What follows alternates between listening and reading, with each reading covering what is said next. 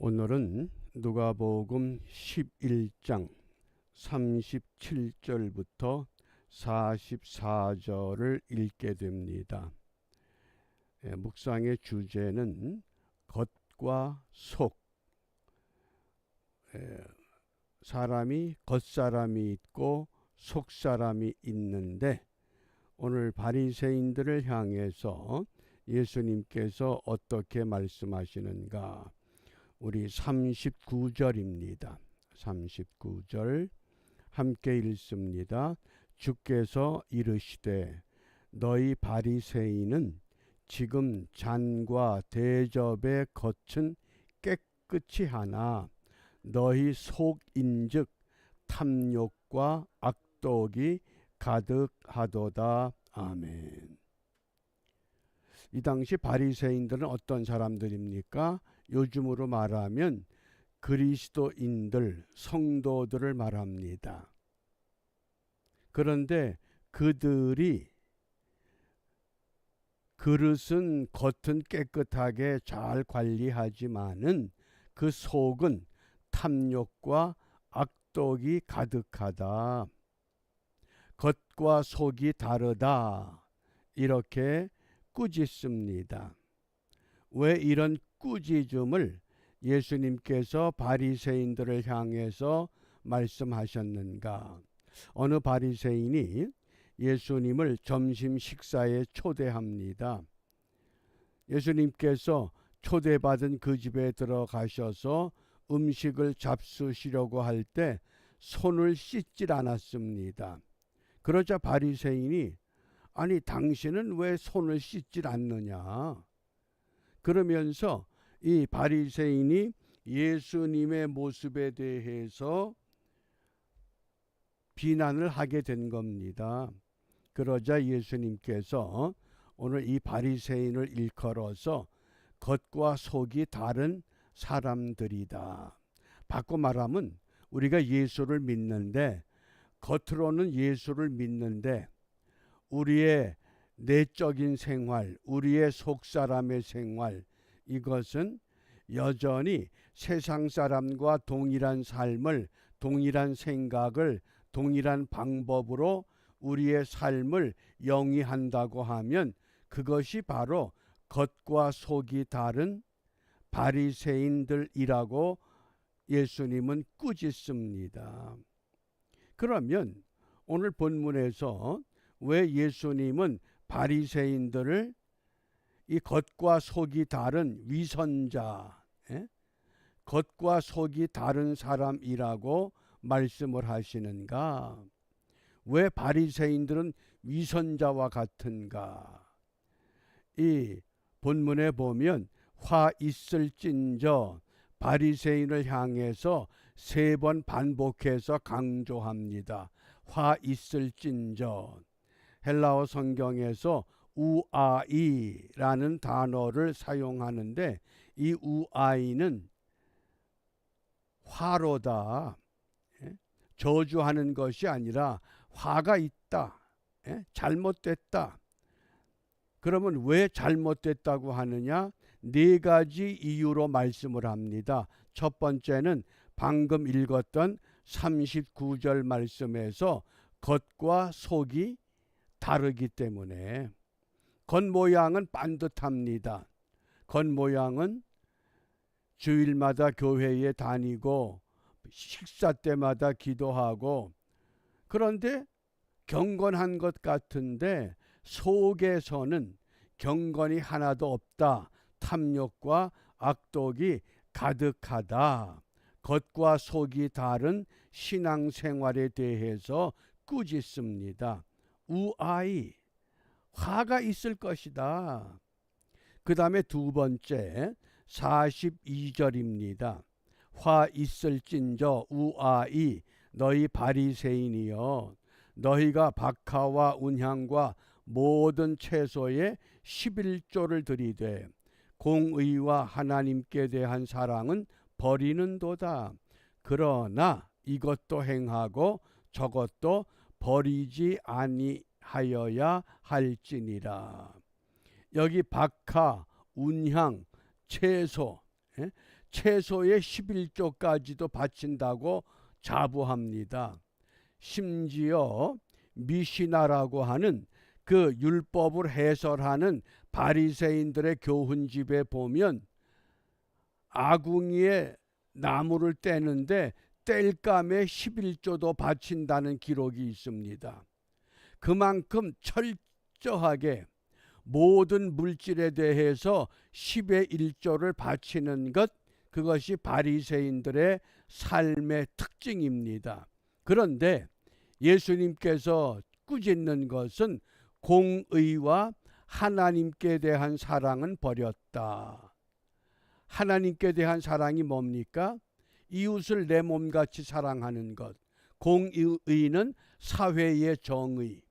그러니까 나는 11조를 철저하게 바치는데 사회의 이 정의와 하나님에 대한 사랑, 옆에서 굶든지 상처를 입었든지 도적을 맞았든지 화재가 났든지 그런 건 아랑곳하지 않는다. 공의와 사랑이 없기 때문에 화 있을진저, 이 겉과 속이 다른 바리새인의 모습이라고 꾸짖습니다. 첫 번째는 겉과 속이 다르기 때문에, 두 번째는 공의와 사랑이 없기 때문에. 그 다음 세 번째입니다. 43절입니다. 화 있을진저 너희 바리새인이여, 너희가 회당의 높은 자리와 시장에서 문안 받는 것을 기뻐하는도다. 회당의 높은 자리, 이거는 교회에서 직분을 받아서 그 직분을 자랑하는 그런 모습. 당시에는 이것을 교권적인 교만 그랬습니다. 또 시장에서 문안받는 것, 세속적인 명예를 말합니다. 많은 사람들로부터 저 사람이 바리새인이야, 저 사람이 목사야, 저 사람이 장로야, 저 사람이 권사야. 그런데 그것이 정말 존경과 본이 되어서 그러한 사람들의 입에서 오르내리면 얼마나 좋습니까? 그 어투에는 비아냥거림, 비난하는 소리가 있다는 겁니다. 왜? 높은 자리. 그래서 마태복음에서는 잔치의 상석에 앉기를 좋아한다. 우리 한국교회가 전통이 장로석이 따로 있었습니다. 장로님들만 앉는 자리. 이제 근자에 와서는 이런 것들이 다 폐지됐지만은 그것이 다 뭡니까? 회당의 높은 자리와 같습니다. 또 교회에서 신앙생활하면서 나는 왜 권사를 안 시켜줄까? 나는 왜 장로를 안 시켜줄까? 이런 거, 그게 다 회당의 높은 자리를 탐내는 잘못된 모습이라고 오늘 주님은 바리새인의 꾸짖음을 통해서 우리에게도 동일한 방법으로 말씀하십니다. 그 다음 네 번째 44절입니다. 화 있을진저 너희여, 너희는 평토장한 무덤 같아서 그 위를 밟는 사람이 알지 못하느니라. 유대의 그 장례 문화를 좀 이해하셔야 됩니다. 우리 한국의 장례식 할 때 무덤은 봉분을 쌓습니다. 그런데 유대인들은 땅이 좁기 때문에 그냥 평편한 곳에다가 시신을 묻고 그 위에 흙을 덮어버립니다. 그리고 테두리에 흰 칠을 한 돌을 놔둡니다. 그런데 어떤 문제가 생기냐? 비가 오고 바람이 불고 하면 흰 칠이 다 벗겨집니다. 그러니까 사람들이 길로 다니다가 그 위를 밟을 수도 있고 그 곁을 지나칠 수 있습니다.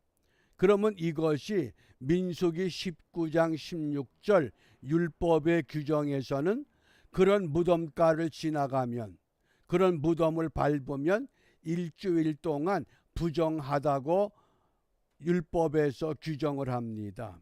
그러니까 화 있을진저 우아이 바리새인이여 너희는 평토장한 무덤 같아서 그 위를 밟는 사람이 알지 못한다. 그래서 마태복음에서는 회칠한 무덤과 같다 그랬습니다. 겉은 회칠을 해서 무덤인 것 같은데 그 속에서는 시체가 썩는 냄새, 부패와 가증스러운 것들이 가득 채워졌다. 이것이 평토장한 무덤과 같다고 하는 교훈입니다. 세상에 나가서 누군가 나를 바라볼 때 나는 어떤 모습일까? 평토장한 무덤처럼 겉은 목사고 겉은 장로고 겉은 권사고 겉은 집사지만은 속은 그렇지 아니한가?